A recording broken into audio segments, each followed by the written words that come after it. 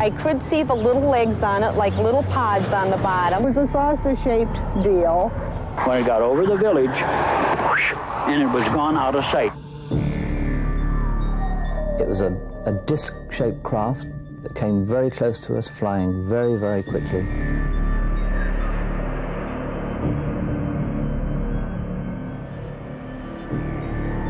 It appeared to be of a pyramid or tetrahedral shape, and it was observed by thousands of witnesses. I've seen it. I know what I've seen. I'm a believer in it.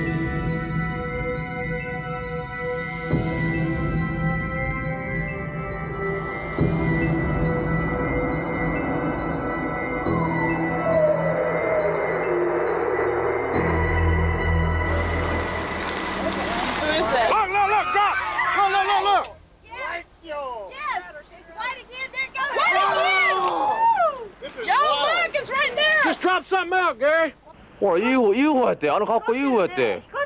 UFO-했다래. Ontzettend groot. Ja? Heel klein. Oh, het heeft er allemaal op staan. I am Willem Heister. I made this recording. I'm the owner of the camera. I'm a lieutenant colonel in the Dutch army, also a military psychologist. Unidentified flying objects are usually dismissed as fantasy, but sightings are often reported by highly credible witnesses. They have even been seen by 2 British policemen.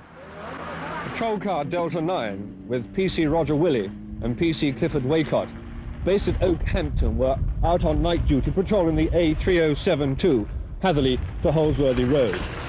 Precisely 1 minute past 4 o'clock this morning, they sighted an object 400 yards away from them and at treetop level. They reported immediately to Oakhampton Police Station, where further men were brought out. There was no question whatsoever that this was a figment of the imagination. It was definitely there. It was definitely either manned by some sort of being or remotely controlled. It was definitely being controlled to view our car or... You had the feeling it was watching you? Definitely, yes. Pilots, astronauts, even the first round-the-world yachtsman Francis Chichester have reported seeing things which seem to defy rational explanation. It was a perfect shape. It was shaped sort of more like a pearl with a tail. You know, just a blimp, a pure blimp shape. And I watched this thing, and suddenly it disappeared. And I thought, well, am I seeing things? Reports of sightings can always be questioned, but film of UFOs is harder to refute. These images were taken over Utah in 1952. The film was minutely scrutinized by the US Navy's Photographic Interpretation Lab. They concluded that the objects weren't birds or balloons, but self-luminous, unidentified flying objects. But in spite of such evidence, scientists have always been skeptical. Sir Richard, what do you think of this flying saucer business? Well, it's impossible to say what people actually see unless you're there at the time, and you do get all sorts of reports. If one didn't see it oneself, one can't say what it is they actually saw. You've never seen anything yourself? No, never. Between 1948 and 1969, the US Air Force investigated 12,618 reported sightings. Over 11,000 were identified as material objects, weather conditions, or hoaxes. But 700 cases remained unexplained. As the number of sightings grew, UFO groups sprang up all over the world. For Charles Bowen, editor of Flying Saucer Review, the debate wasn't so much about whether UFOs were real, but where they were coming from.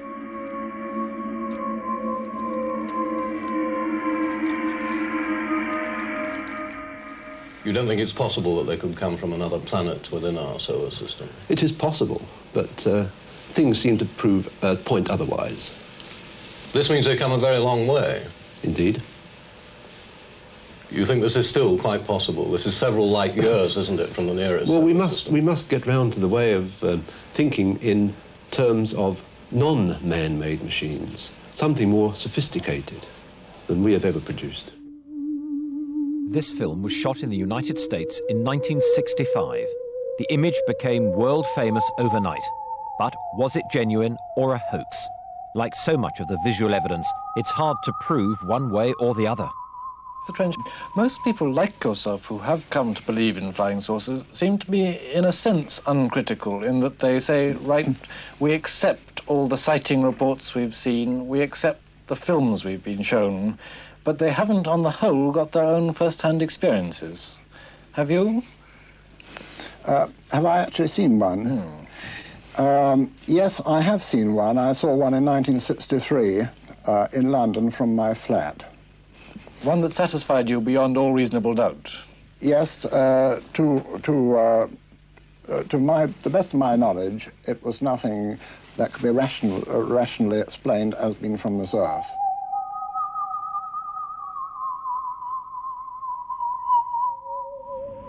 South America seems to be the most active area for flying saucers. Ufologists believe the spacemen may even have bases there in the Mato Grosso and the Andes, and even underwater along the Atlantic coast of Patagonia. In France, an investigator discovered that reported sightings for one September night in 1963 fell in an absolutely straight line from Bayonne to Vichy. Ufologists have since used that method to work out two lines of orbit which, they reckon, link the areas of maximum flying saucer activity.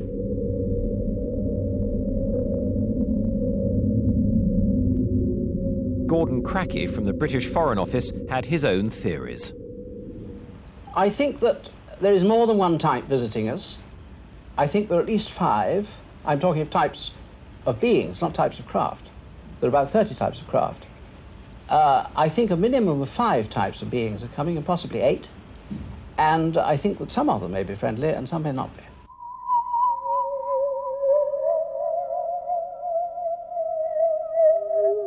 There have been many actual shapes. The cigar shape, which are usually the parent craft. There have been disc shape, many disc shape. Tadpole, heel, like that in a man's shoe, bubble, triangular, and so on.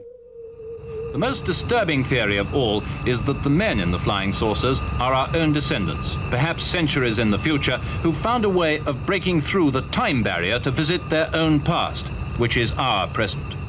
It is part of modern astronomy, isn't it? It's accepted by modern astronomers that it's possible that there are many planets in our galaxy that could sustain our kind of life, or life similar to ours. Oh yes, in our galaxy, but not in the solar system. This makes an enormous difference about the travel time.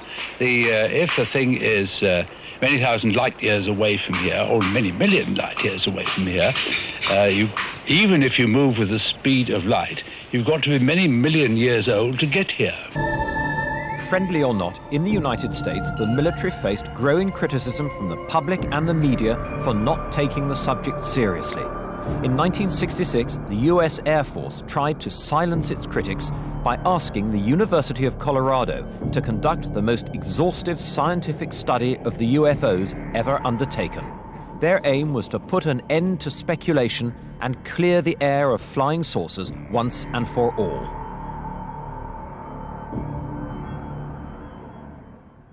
Author and UFO expert Timothy Good has closely studied the Air Force report. If you actually read the scientific study, which is a very, very long book, it's quite clear that a relatively large percentage of the cases investigated by specialists, by scientists, in specific disciplines, were unexplainable. I think something like 30% of the 117 cases examined by the Colorado University Commission were unexplainable. The report satisfied the military establishment, but it didn't stop the sightings.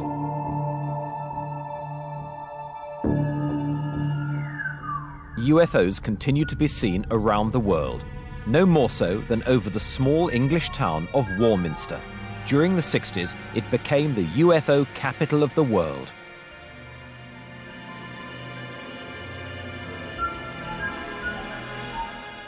A lot of people reported these strange clatterings on roofs, which, as I say, is often the onset of poltergeist activity. In other situations, it would be looked at in that way. And there were many sightings of people down on outside the towns. People would be sort of walking in the fields, and they'd see someone who would just fade away or disappear, very ghost-like. A worried town came together at a public meeting. Firstly, let me thank you all for coming along this evening, and I hope what will prove a constructive meeting. It is perhaps appropriate if I first give some background information to clarify the aims of this meeting.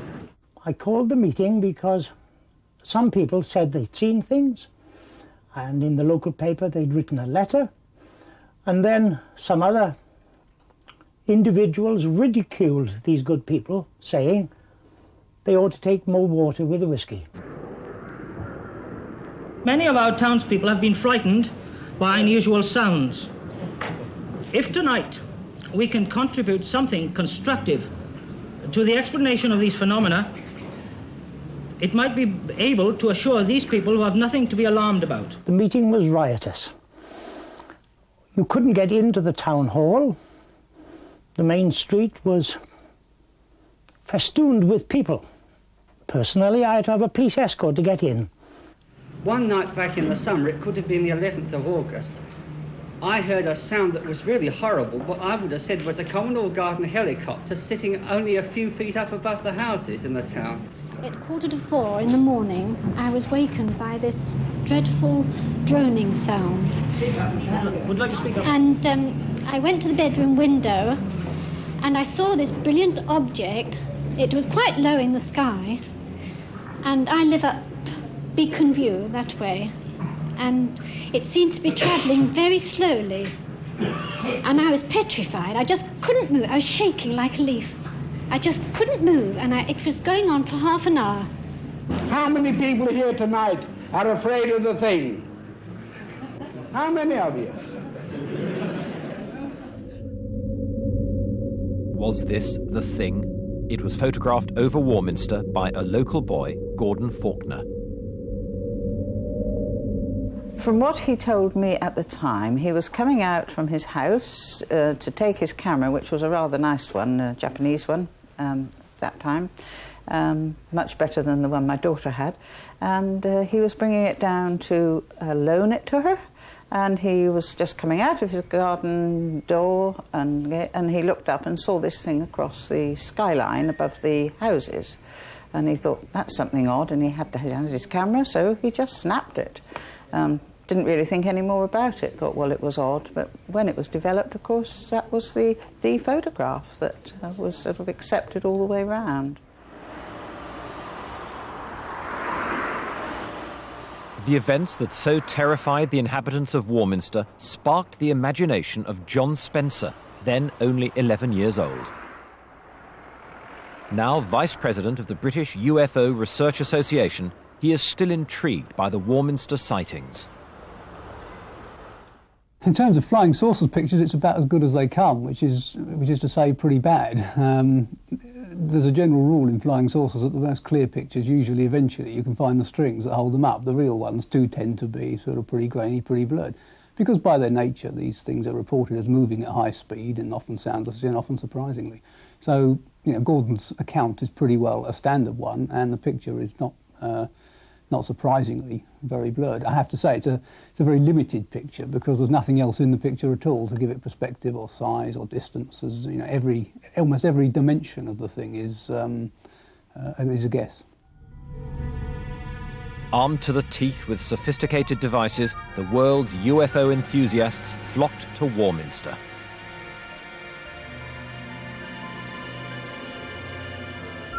Every night, sky watchers crowded onto the hills, determined to catch a glimpse of an extraterrestrial.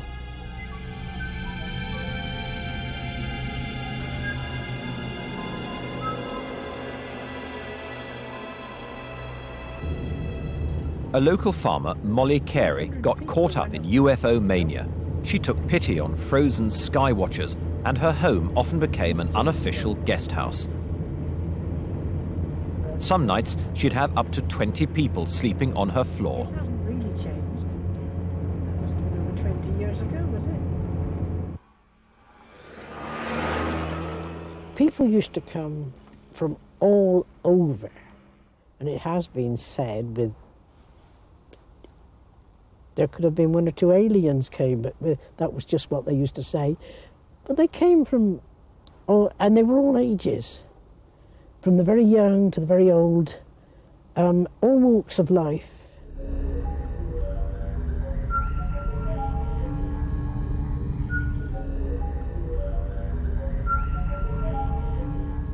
I remember the UFO flap down in Warminster. Back in late 1964, I think it started, and it went on through 1965 through 1967. At the height of it, I went down there, and I can remember traipsing around very cold hilltops together with teams of other enthusiasts. I never saw anything other than satellites and aircraft, I have to say, even though others disagreed with me. What was always interesting with the Skywatchers is that you could see the sociology of UFOs as well as what was in the sky. You could see different people, and you could stand in a group of people, and in 6 people, 3 of them could see lights in the sky, 2 of them could see nothing whatsoever, and another person could see portholes on a spaceship from Venus. And that was always fascinating, that different people could interpret things so obviously genuinely and passionately, but it taught, I think, all UFO researchers a lot about we have to study people as much as we have to study photographs. 30 years after the famous photo of the thing appeared, John Spencer had a call from a friend of Gordon Faulkner claiming the photo was a fake. Gordon Faulkner and I did some experiments with little models made out of milk bottle tops and buttons, and I can't remember exactly what they were made of, but they were all small. They were trying them in the air, taking photographs, trying to get a rough idea as to how small it could get. The film being developed by somebody local. According to Roger, Gordon and he and others involved, indeed he thought people working here in the Warminster Journal at the time, got together to play a practical joke on the then owner, Charlie Mills. Roger makes the point that, considering the fuss that had been going on in Warminster, he believes that Charlie Mills knew this was a joke, because here it is, it's a tiny little paragraph here, and it's right next to Mrs. May Butterworth advertising for someone to take over the job of counting wildfowl on Shearwater in the winter months. In other words, there's been no fuss made about it, considering the apparent value of this, and considering the extraordinary spread that came in the Daily Mirror when Arthur Shuttleworth took it to the Daily Mirror within the next day or so.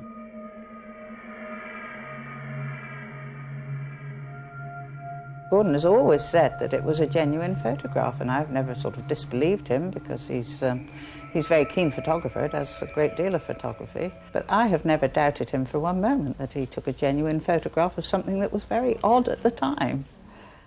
If anyone can prove that Gordon Faulkner is telling the truth or lying, or that Roger is telling the truth or lying, it won't make any difference to the impact this photograph had. Whether it was milk bottle tops and buttons, or whether it was a genuine UFO, the picture centred attention on Warminster.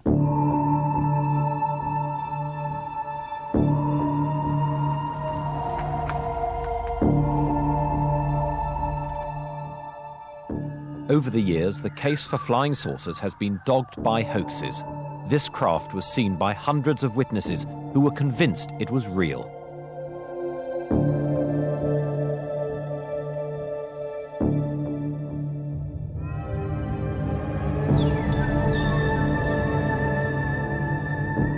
In reality, it was just an elaborate April Fool's Day joke to publicise an airline. However, it showed just how easy it is to fool people into believing they have had a close encounter.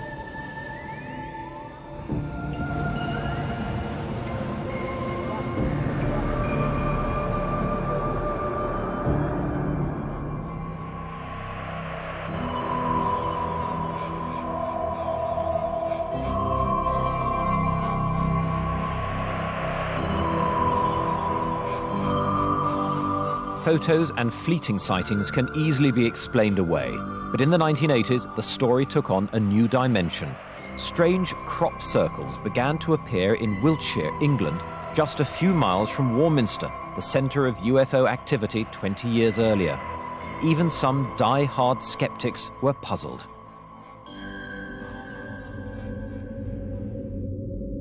Ufologists looked towards the heavens for an extraterrestrial solution. They hoped to see circles being formed and catch a glimpse of what or who was creating them. Seriologist Colin Andrews has been investigating crop circles for more than a decade. We are looking at extraterrestrial or indeed simply a level of nature, high nature, we don't understand. Once again, sky watchers began flocking to the hills.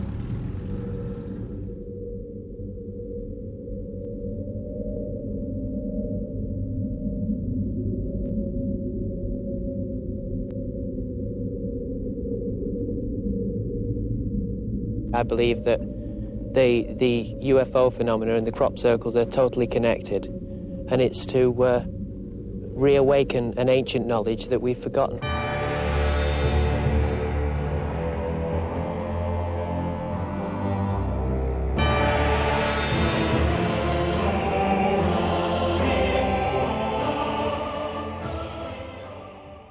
Colin Andrews has been collecting and processing crop circle statistics in an attempt to solve the riddle.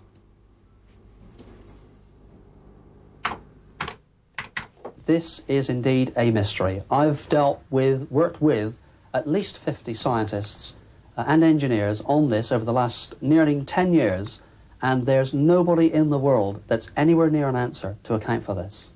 I believe we're looking at some form of intelligence.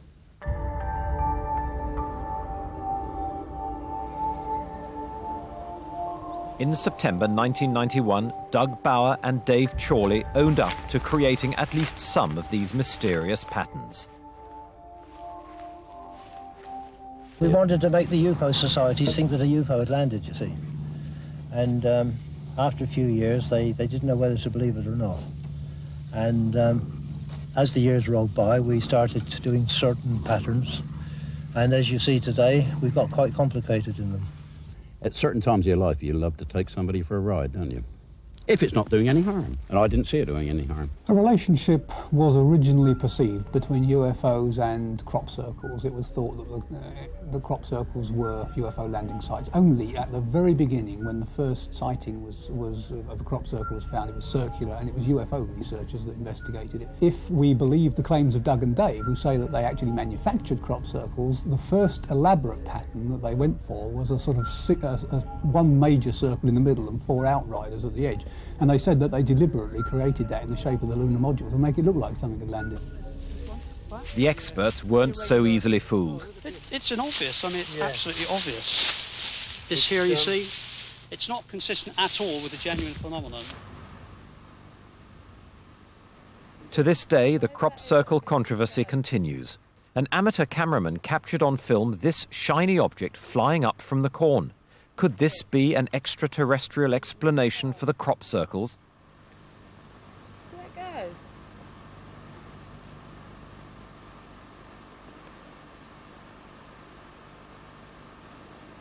Now where's that piece of paper?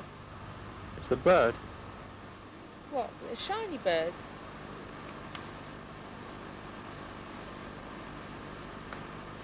Where's it gone? Just there above that tractor. Oh. Tractor's stopped. The farmer too reported seeing a silver disc flying overhead.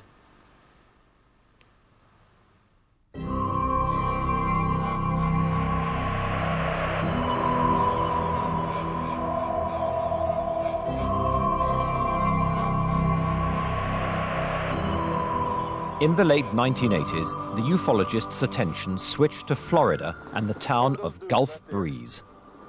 Over the dunes. Oh my God. There she is. There she is, right there.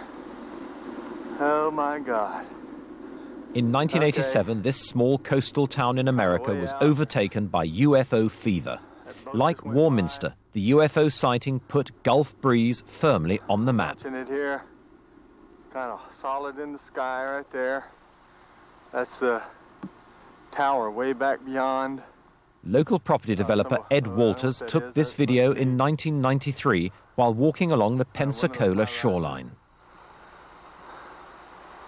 Oh my God, just hovering right there. Bob Urschler, an aerospace technologist, was intrigued by the stories coming out of Gulf Breeze and went to look for himself. It was at night the first time Ed and I were driving in his truck just across the bridge here to Pensacola. And as I'm sitting in the passenger seat looking across at Ed, I noticed just out through the window this extraordinary object, really, that was just above the water. You could even see the glow of the light on the bottom of the craft reflecting off of the water surface, which was kind of ripply, and it was such a shock, really, to see exactly what was in the photographs that I had been analyzing for the past year. And I'm asking Ed, what is that? And he's looking out the window, and he's excited as I am, because this is the first time anyone else has been with him when he actually saw, much less photographed, one of these objects. So he's asking me what I'm seeing, and we're describing to each other exactly what we're seeing, and this thing is just pacing along with us for about a minute and a half as we cross the bridge here and approach this hump, and then it just kind of glided over towards the shoreline, away from us and out of sight. Urschler had studied dozens of pictures of Gulf Breeze sightings. Seeing one for himself dispelled any remaining doubts about their authenticity. It was no longer an issue of, was it real? It was indeed real. It was a real solid object that could perform physical characteristics of aerodynamics that was absolutely foreign to aerospace technology as I knew it. Ed Walters took some spectacular pictures of what he saw above his home. To many people, they were convincing proof that flying saucers are real. Some months later, Ed took this video footage from his back garden. It appears to show three similar objects maneuvering behind the trees.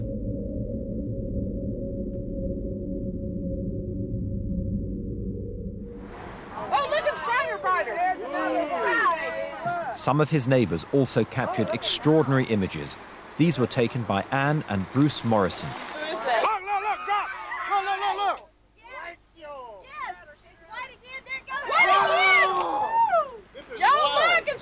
Just drop something out, Gary. Again.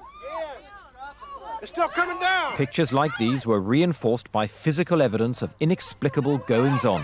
One particular instance still stands out.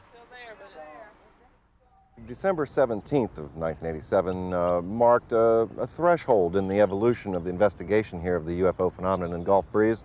On that night, Ed Walters, from his house just down here, got the familiar buzzing he'd been accustomed to hearing with the craft showing up, and he looked out and saw this craft right out here above the field, just a few feet above the ground. And what was remarkable about that in the photograph that followed was in the days and weeks of the investigation that followed, we had a physical phenomenon. The craft had affected the grass here and the soil in such a way that first all of the grass had turned white, and the ground itself had undergone some sort of energy exposure. For 2 years, you could clearly see the mark where this craft had been hovering. The local grounds crew here at the school had come out and put fertilizer down and seeded it and watered it and couldn't get anything to grow. And as you can see, they even recently brought in a brown type of topsoil, which is different than the white surrounding sand here. And you can see they've still not been successful in getting something to grow here in the field. Across the world, in Moscow, a group of scientists have observed similar phenomena. Professor Semyakov is a biologist. Но обычно мы стараемся, чтобы были свидетели. Значит, лучше, если бывает несколько свидетелей, которые фиксируют это место. А затем мы проводим параллельные исследования, то есть делаем биолокацию, и либо радиометрическими методами определяем место посадки НЛО. He's studied dozens of sites where UFOs are said to have landed. One he's looked at in detail is just outside Moscow. Там характерно было то, что была вдавлена почва, как бы огромный каток был поставлен на почву диаметром 4 метра. Почва была вдавлена на 5 сантиметров. Это пока говорит о очень большом весе НЛО. И НЛО представляло собой, как по следам, по рассказам очевидцам, колбу. Эта колба была как бы на ножке, стояла на поляне и возвышалась даже над лесом на 5 метров. He has also conducted experiments using insects. И что для этого пришлось сделать небольшой аппарат. Он заключался в том, что мы взяли камеру, в этой камере была мембрана, и в эту камеру помещались мухи. Но мухи какие? Дрозофилы, бескрылые линии. Мухи могли только бегать по этой мембране, но не могли летать. Далее шел усилитель, и все это прослушивалось наушниками. Получалось так. Достаточно было, вот в частности эти исследования проведены также в Шарапе-охоте, было достаточно войти в зону посадки НЛО, как мухи возбуждались. Достаточно было выйти из зоны посадки, мухи опять затихали. Обычно в темноте, в камере, в которой они находятся, они ведут себя тихо и не двигаются. Таким образом, мы можем создать и биоиндикатор, который работает на основе использования насекомых, которые очень чувствительны к различным полям и изменениям полей. Many UFO sightings take place near military installations. One of the best documented was at a US Air Force base in Suffolk, England in 1980. Guards reported seeing a strange object in the forest. A patrol was sent out. The following extracts are taken from a recording made at the time. Slow down. Where? Right in this position here, straight ahead in between the trees. What is it? We don't know, sir. So can I get some word? Yeah, it's a strange, small red light. We're about 150 or 200 yards from sight. Everything else is just deathly calm. There's no doubt about it. There's some type of strange flashing red light ahead. It's yellow. I saw a yellow tinge in it too. Weird. It appears that he may be moving a bit this way. It's better than it has been. Yellow. It's coming this way. It is definitely coming this way. The two pieces of it are showing off. There is no doubt about it. This is weird. 0-315 now. We've got an object about 10 degrees directly south. 10 degrees off the horizon. And the ones to the north are moving. One's moving away from us. It's moving out fast. This one on the right heading away too. Yeah, we're both heading north. Okay, here he comes from the south. He's coming toward us now. Now we're observing what appears to be a beam coming down to the ground. This is unreal. The patrol was led by Deputy Base Commander Colonel Charles Holt, who sent an official memo about the incident to the Ministry of Defence. He received no response and no explanation for what they saw. In March 1990, there was perhaps one of the strangest close encounters of all, over Belgium. This time, the Belgian Air Force were able to scramble 2 F-16 fighters to intercept the unidentified intruder.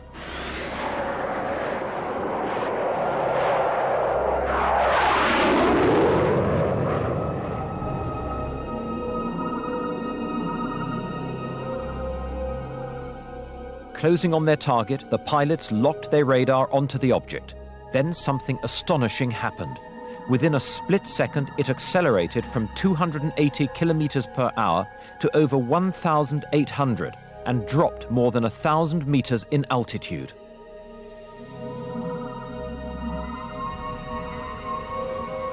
The force created by such a maneuver would be 4 times greater than the human body can withstand. Unable to match the speed of the UFO, the 2 F-16s returned to base.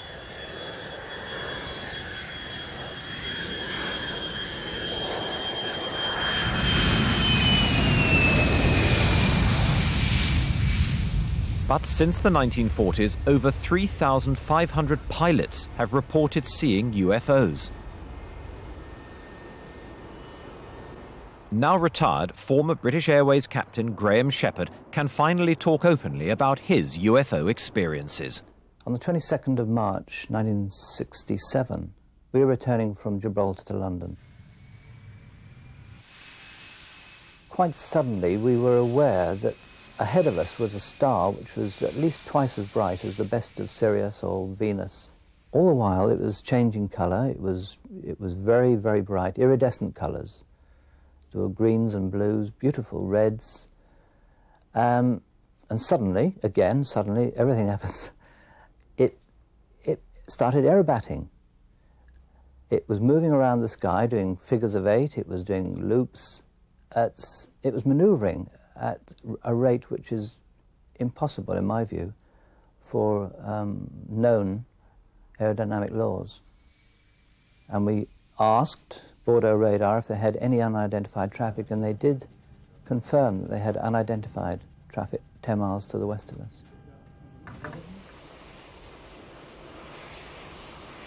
Sorry, Victor 139, thanks. Pilots, better than anybody else, know there is often a rational explanation for a phenomenon they see in the skies.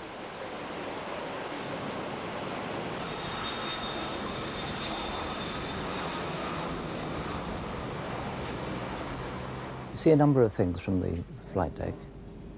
Other aeroplanes, we see reflections from the ground. This is day and night time. Cloud formations, the effects of sunlight on cloud, ice crystals. At higher levels, it's quite common to see satellites. Visibility is excellent. It's a very wide angle of view laterally and vertically. We run a very objective, continuous check, if you like, of things that appear outside the aeroplane. And in doing so for thousands and thousands of hours, one builds up quite a bank of experience. Graham's second sighting was even more dramatic. We were on a routine daylight flight back from Scotland to London Heathrow in a Vanguard, cruising at about 24,000 feet. We just transferred from the Scottish controller to the Preston radar controller, made our normal routine radio calls, and within minutes, the Preston radar controller alerted us. He told us we have opposite direction traffic in the airway, very fast moving, unknown. Immediately, of course, we looked out of the flight deck straight ahead of us to the 12 o'clock position, and into view came a disc-shaped craft. It was shaped like a discus, shining in the sun.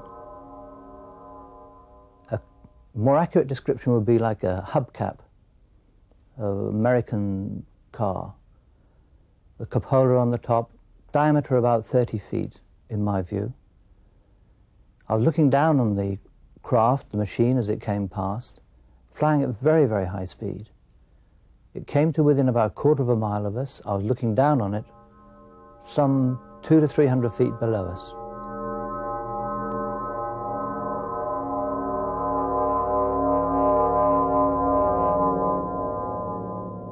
There are two very curious things.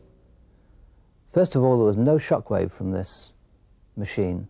It was close enough, in my experience, it was close enough to give us quite a bump, a noise and a bang as the shockwave passed us. Secondly, we made no attempt to report an air mist, a near collision, or file an air safety report. So that not only us as a crew, but the Preston radar controller were aware that its strangeness didn't qualify it for an air miss or air safety report. 25 years on, I feel I've got a long and happy career behind me. And I feel so strongly that the whole subject is, and should be, in the public domain. So I broke ranks, if you like. I broke ranks and decided to talk about it openly to the media. British Airways were apoplectic. That's the only word I can use. They gave me lengthy interviews, and they followed up the interviews with a letter which, in all fairness, does describe the conflict that does exist between a subject, the UFOs, which is on the fringe of believability, and the credibility of British Airways captains. British Airways want the least possible controversy. They don't want wacky captains. They don't want wacky crews. They don't want any of the aircrew involved with any subjects which have the slightest possibility of compromise. Since modern UFO sightings began, believers have accused politicians and the military of a cover-up.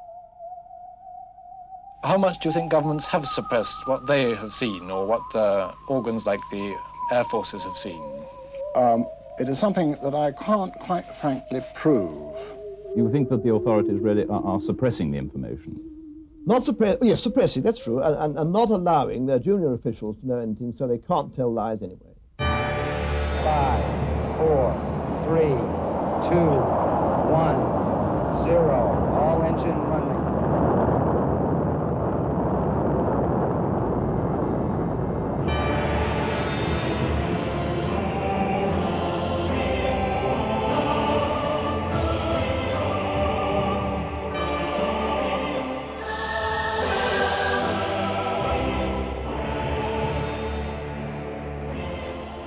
Mankind is only a fledgling traveller in space, but in just 30 years we've already landed men on the moon and sent probes to other planets. Are we really the only people out there?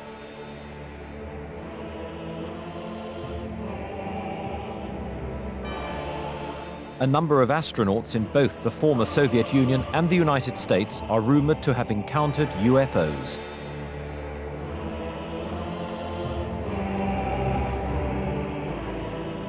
Armstrong is reported to have seen a UFO or 2 UFOs on the moon, together with Buzz Aldrin. And a number of people from NASA have come forward with that story, including Maurice Chatelain, who was a communications specialist who helped design the Apollo spacecraft. He confirms that both Armstrong and Aldrin did indeed see UFOs on the moon. I'm not a conspiracy freak as such, but the fact of the matter is that there is an officially acknowledged cover-up of the UFO phenomenon, certainly by the United States authorities. This is easily provable because since the 1970s, thousands of documents on UFOs have now been released by the intelligence community. I'm talking not just about the FBI and the CIA, with which we're all familiar, but the Defense Intelligence Agency, the National Security Agency, the State Department Bureau of Research, the Atomic Energy Commission, Army, Air Force, Naval Intelligence, and several others, all of whom, with the exception of the Air Force, denied any serious involvement in UFOs and denied having any documents. But thanks to the Freedom of Information Act, we know they've been lying. In Washington, D.C., the Federation of American Scientists has been campaigning against what it sees as excessive government secrecy. One of the peculiar things about the secrecy problem is that no one really knows just how many classified documents there are. There is no inventory, there's no catalog or index. What we do know are bits and pieces of the problem, and the bits and pieces are quite sizable themselves. For example, the National Archives reports that it has more than 300 million pages of classified documents from before 1960 alone that are awaiting declassification review.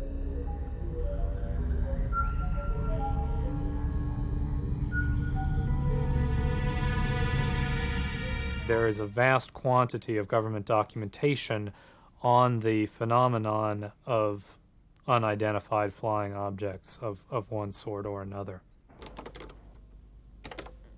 Timothy Good has had first-hand experience of official secrecy.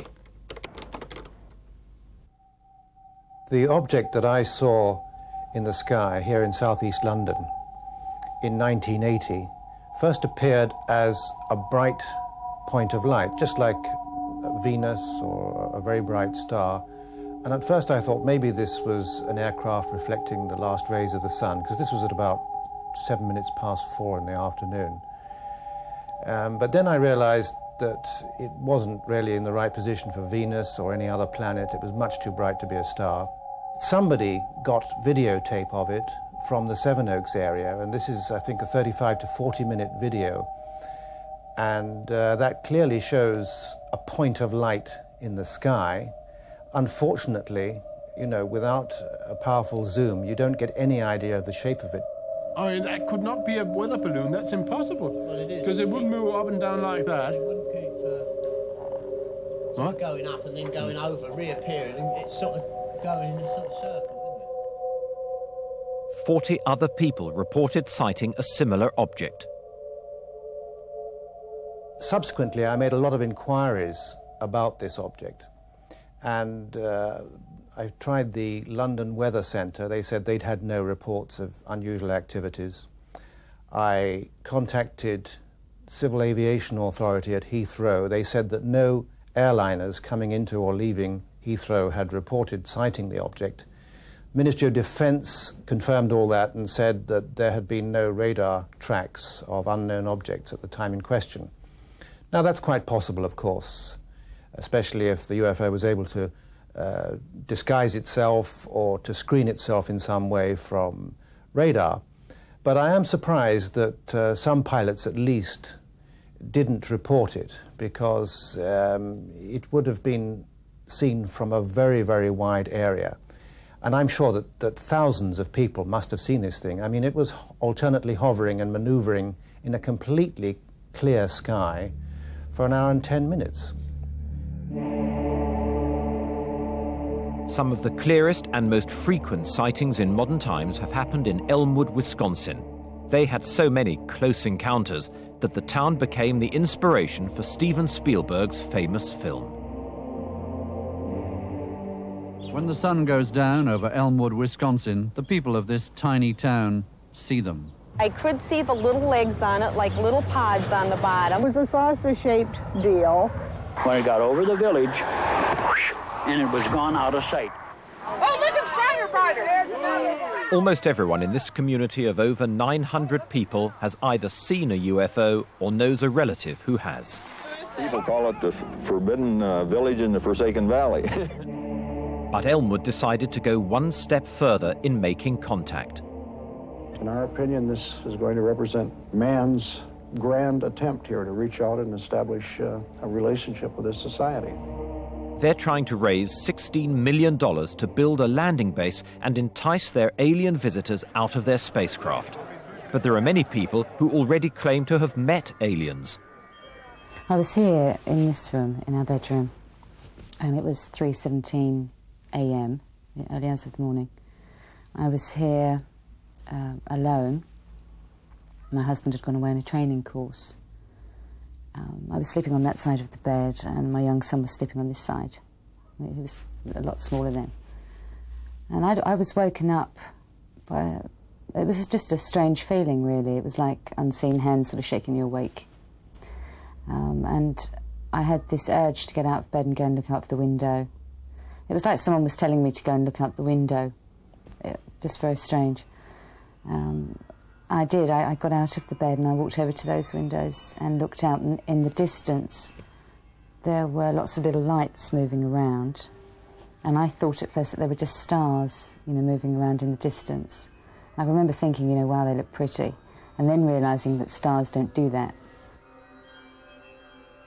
I felt myself sort of being lifted up, being pulled upwards, and I was in this light, lots of blue-white light. And then the light dimmed down and I could see sort of shadows moving around in this light. And then the light sort of dimmed down a bit more, and then there standing in front of me were what I would describe as 3 non-human beings. They're about 3.5 to 4 feet tall, brown, tan in colour, and had large oval heads, large oval black eyes, had long skinny arms. They looked like undeveloped children. They moved up and stood in front of me, and one of them stood directly ahead and one on either side. And they had a funny smell to them. I think the most traumatic part really was this taller one had come and stood by my head, and he wasn't holding me, but I felt like he was holding me down. He was leaning across the head of this table and staring into my face. And I couldn't move. It was like all I could do was respond to him looking at me. And one of the other little brown guys came over from the right, and he was holding something that looked like a single strand of fibre optic cable, and it was lit up all along its length. It didn't have a light on it or anything, it was just a light. And the one standing at the head of the table took my head and sort of turned it slightly facing that way. And then I just felt this most tremendous pain, like my head was being sort of split open on the inside. It was just a tremendous pain. And I knew that whatever this was, that this one was carrying, that they'd stuck it into my head. And I felt a sharp pull at the back of my head, like a tug, a sudden tug. And I was laying on, as I say, laying on this table, and I can remember I'm crying, and the tears are running down my nose and sort of dropping onto my lip, and I can taste them. I can taste the salty tears, you know, and it's not the sort of thing, those aren't the things that happen in dreams. Those are the things that happen for real.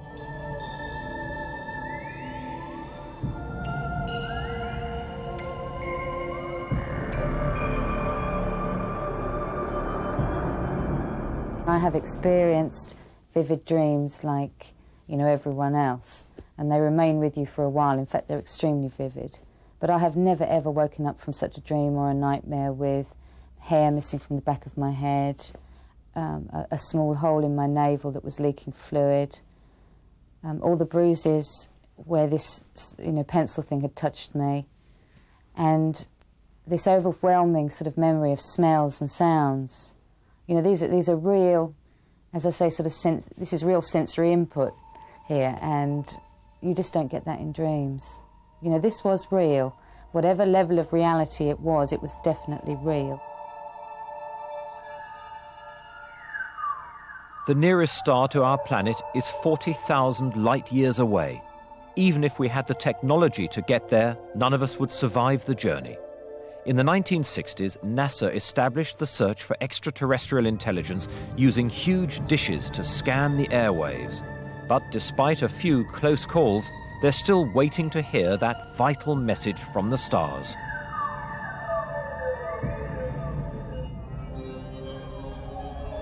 This object was seen in Ottawa, Canada in 1991 and recorded by an unknown cameraman.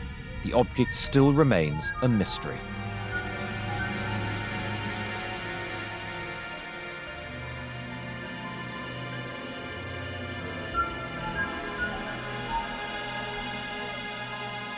As the camera moves closer, we see what looks like the outline of a flying saucer.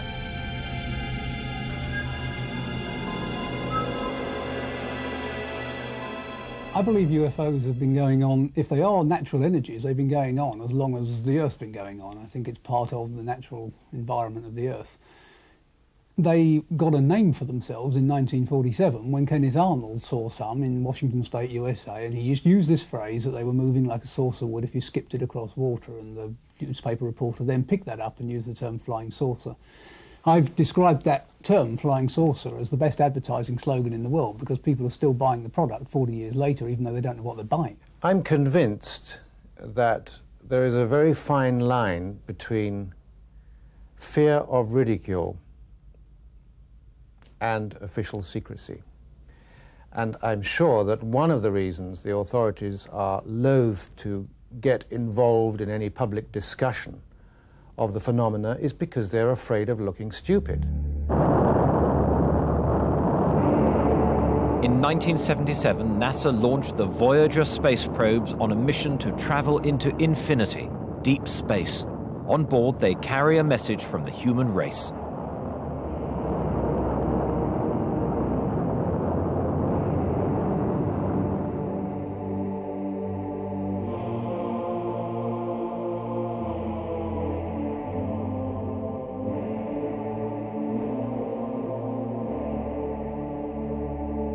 In years to come, they too could become mysterious UFOs, circling above some far distant planet. How will its inhabitants react to the idea that aliens have been exploring their world, investigating them?